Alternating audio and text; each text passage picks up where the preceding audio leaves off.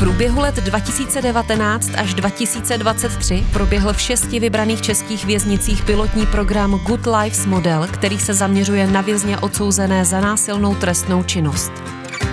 Poslechněte si unikátní výpovědi přímých účastníků, ale i těch, kteří za projektem stáli a věří, že má takový program za ostnatými dráty českých věznic smysl.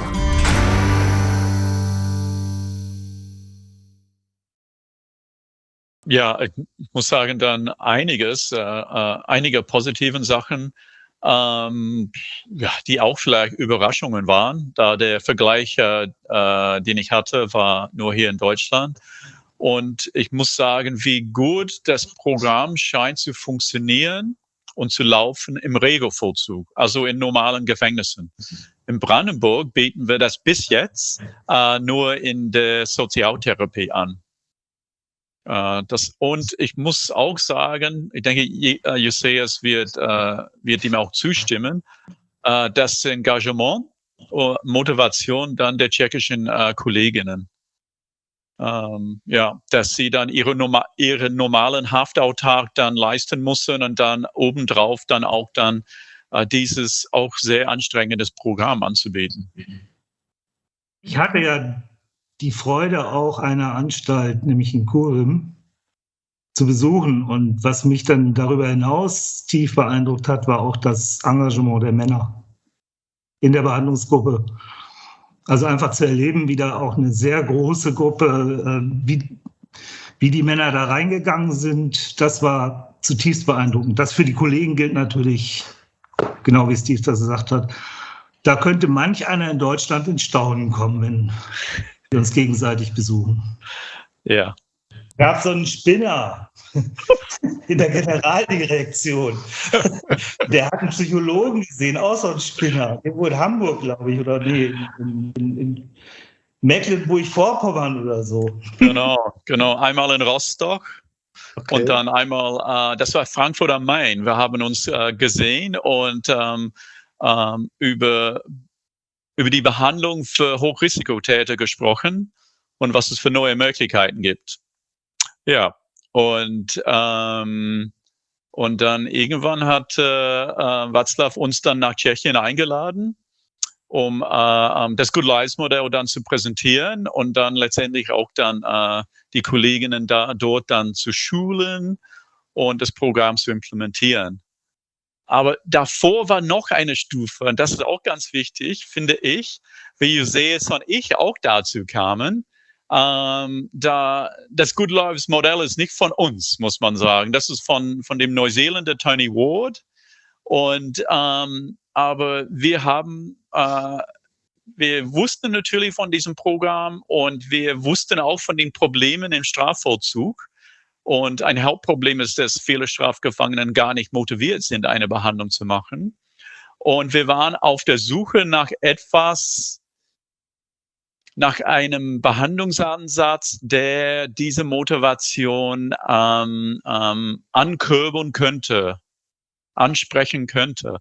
Und wir haben erstmal mit einem Programm zusammen angefangen. Das Programm hieß Zukunfts-Ich.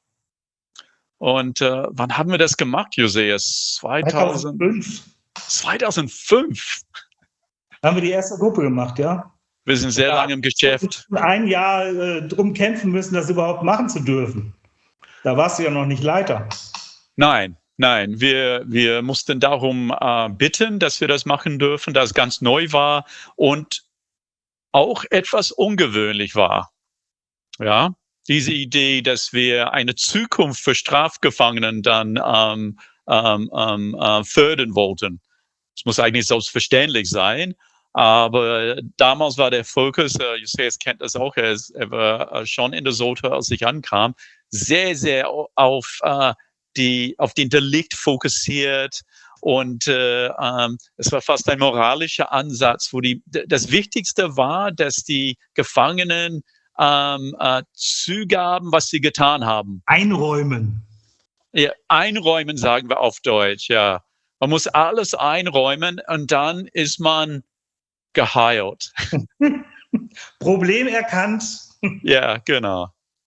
Natürlich waren die nie dadurch geheilt und Und unsere erste Erfahrung war, dass die Männer in der Sorte, die waren so froh, dann endlich diese Maßnahme zu haben. Und dann haben wir es dann weiterentwickelt. Wir glauben, dass ein gutes Leben weg von Straftaten führt. Ja, und meistens möchte ich ganz viele Wörter nutzen, aber für mich ein Wort, was wirklich in den Kopf springt, ist dann Hoffnung. Hoffnung, ja, das ist immer, wie du auch weißt, dann das menschliche Verhalten und wie wir das verändern können, was dazu führt und so weiter, ist immer sehr komplex. Aber was wir auch wissen, ist, dass das heißt, die Männer müssen ganz viele Dinge lernen, nicht nur Hoffnung haben. Hoffnung allein ist nicht genug. Aber ohne Hoffnung, ohne die Hoffnung, dass ich eine andere Zukunft haben kann, wenn ich gewisse Dinge mache, dann ich tue gar nichts für diese neue Zukunft, wenn ich keine Hoffnung habe.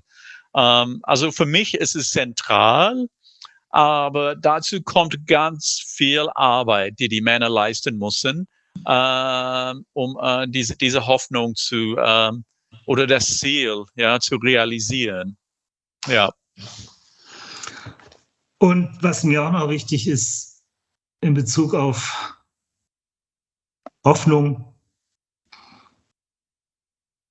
es braucht ja auch eine Erklärung, warum es bisher nicht geklappt hat. Ich glaube, die wenigsten der Männer, die ich erlebe in der Behandlung, hatten sich vorgenommen, dass das so scheitert oder sich vorgenommen, anderen Menschen Schlimmes zuzufügen. Die sagen typischerweise, es ist mir passiert. Und wenn man nicht weiß, warum, dann kann man das ja auch in Zukunft gar nicht verhindern, obwohl wir ja viel mehr auf das Erreichen gucken als aufs Verhindern. Aber um Hoffnung zu schöpfen, müssen sie ja überhaupt eine Erklärung bekommen, wie das passieren konnte, obwohl sie selber sich ja gar nicht so sehen als so ein Mensch, der sowas tut. Und da haben wir mittlerweile durch die Einbeziehung von unbewussten Motiven, unbewussten Motivkonflikten und vor allem durchs Good Life Model, das auf Lebensziele, die auch unbewusst gewesen sein können, die man angestrebt hat, von mir aus Verbundenheit, aber gar nicht wusste, dass man nach Verbundenheit sucht, sondern dachte, man sucht nach Kontrolle von mir aus. Ja? Ja. Und das kann man mit diesen Behandlungsprogrammen tatsächlich sehr schön auflösen, dass die Männer für sich selber eine Erklärung haben und es dann praktisch schon während der Haftzeit einsetzen können. Und das macht die eigentliche Veränderung aus, das erfolgreiche Handeln. Erfolge. Ja, das ist das Interessante daran, dass zum Beispiel das Selbstmanagement-Programm, ich finde, es ist nichts Besonderes. Wenn man die Komponente anguckt, dass man lernt, die eigenen Emotionen besser zu regulieren, dass man Lebensziele für sich entwickelt, dass man Beziehungsfähigkeiten einschließlich Mitgefühl verbessert. Das findet man in ganz vielen Programmen und viel mehr in Programmen, die nicht mit dem Justizvollzug zu tun haben. Aber man sieht es auch in anderen Programmen, dass es Selbstregulation, das ist ein klassisches Thema im Justizvollzug. Insoweit ist das Programm nicht ganz neu. Ich denke, was neu ist da sind schon ein paar, das Ganze, was neu ist diese Fokussierung auf Lebensziele und unsere Haltung gegenüber den Männern, wo wir bereit sind, den Männern ganz, ganz viel Entscheidungsfreiheit zu ermöglichen, da wir glauben daran, trotz allem, was sie gemacht haben. Und zum Teil haben sie schreckliche Dinge gemacht. Das ist uns bewusst. Aber wir wissen, dass er eigentlich gut sein möchte. Und wir sind nicht naiv. Aber ich denke, dieses gut sein möchten, die meisten Menschen würden das immer sagen, auch wenn die schlimme Dinge machen. Aber das ist unser Fokus. An dem Gutsein, nicht an den schlimmen Sachen. Die werden nicht vernachlässigt, aber die dienen auch einem Ziel.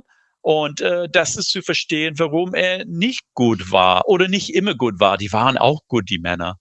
Aber manchmal waren die auch sehr böse. Und ich denke, das ist auch, hat damit zu tun, was Josias gesagt hat. Du gehst quasi auf eine Reise mit den Männern, um das zu erklären. Aber das ist dann nur der erste Schritt. Der nächste Schritt ist, sich anders zu verhalten, so gut das geht. Okay. Ja. Und also deswegen, das ist, ich finde, wir müssen immer, und das sind wir auch, ich sehe es nicht, sehr bescheiden, da wir haben ganz viele Sachen aus anderen Bereichen, in anderen Ansätzen übernommen. Aber ich denke, wir beide, wir arbeiten so gut zusammen, da wir offen sind. Wir sind immer auf der Suche. Wir wollen Sachen auch erklären, wir wollen besser werden und wir entdecken Dinge auch. Und ich plädiere immer dafür im Justizvollzug, dass man außerhalb der Mauern herumschaut, was es da gibt für Behandlungsansätze. Und dann machen wir am Ende ganz wilde Dinge wie für den Vollzug zumindest, wie Meditation und Yoga. Ich weiß, das wird jetzt im tschechischen Vollzug angeboten. Und ja, diese Dinge vor ein paar Jahren, das war alles Hippie-Zeug und oder geeignet für ein Wellness-Institut, aber nicht für den Justizvollzug. Die Evaluation ist ja gerade das, was für uns so wertvoll ist.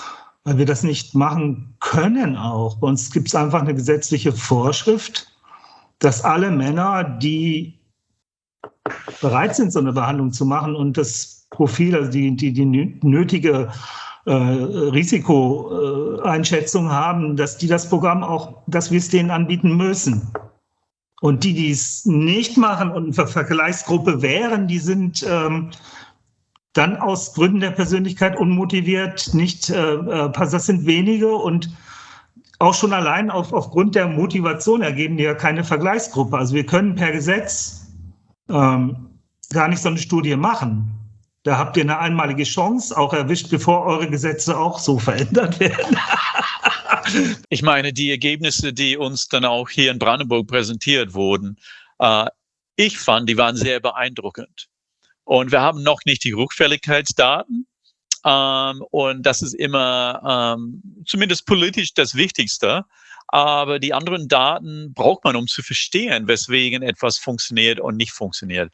Und alle wissen, dass eine psychologische Behandlung nie perfekt sein wird. Trotz allem, ich fand, dass die Ergebnisse beeindruckend waren, da natürlich die Bedingungen, unter denen die Behandlung durchgeführt wurde, die waren nicht optimal. Und aber das gibt's ja auch nicht im Justizvollzug. Manchmal in Deutschland, wir haben eine scheinbar Optimalität, aber ist es auch nicht, wenn man genauer anschaut. Und deswegen die Daten sind so wichtig, um zu sagen, warum etwas vielleicht in einem Gefängnis nicht so gut funktioniert hat. Das ist natürlich schade für die Kollegen, die viel Zeit und Mühe investiert haben. Aber die Information für uns ist unbezahlbar, da wir können auch dann der Justiz, den Behörden gegenüber sagen, wenn wir eine Behandlung so machen, dann sollen sie nicht so viel erwarten. Aber wenn wir es so machen, dann erreichen wir ganz schön viel. Und das ist ganz wichtige Daten auch für uns hier in Deutschland. Was Josias gesagt hat, stimmt auf jeden Fall. So eine Vergleichsstudie hier momentan zu machen, ist äußerst schwierig. Ich halte die auf jeden Fall für ethisch vertretbar, da man muss erstmal sehen, ob eine Behandlung wirklich gut funktioniert. Wenn man das sieht, dann muss man alle dann behandeln, wenn man diese Daten hat. Also für eine erstmalige Studie in Tschechien auf jeden Fall vertretbar. Und jetzt haben wir diese wunderbare Daten, die uns so viel sagen können. Es hat totalen Spaß gemacht, das ganze Projekt. Es hat mir mindestens ebenso viel gegeben wie euch. Und auch der weitere Kontakt, der sich daraus ergeben hat, ich finde das extrem wertvoll.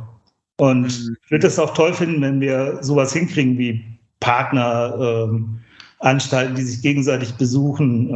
Es war sehr schön, als die Kollegen aus Tschechien noch hier waren. Und ja, ich war sehr beeindruckt, dort zu sein. Ich bin nicht unbedingt beeindruckt von den Bedingungen, die in den tschechischen Gefängnissen herrschen. Das können wir uns hier eben auch gar nicht vorstellen. Mit 7 Mann auf einem Haftraum, scheint ja noch nicht mal die kleinste Portionierung zu sein. Und in einer SOTA dann 3 zu haben auf dem Haftraum ist natürlich schon eine extreme Verbesserung. Bei uns sind die in einem Einzelhaftraum, was auch Nachteile haben kann, muss man auch mal sagen, ne? Ja. Aber das Dortsein und der Umgang miteinander und diese 2 Tage, die ich da verbracht habe, haben mich einfach zutiefst beeindruckt. Ich fand das toll und möchte den Kontakt auch weiter pflegen nach Tschechien. Ich bin total dankbar.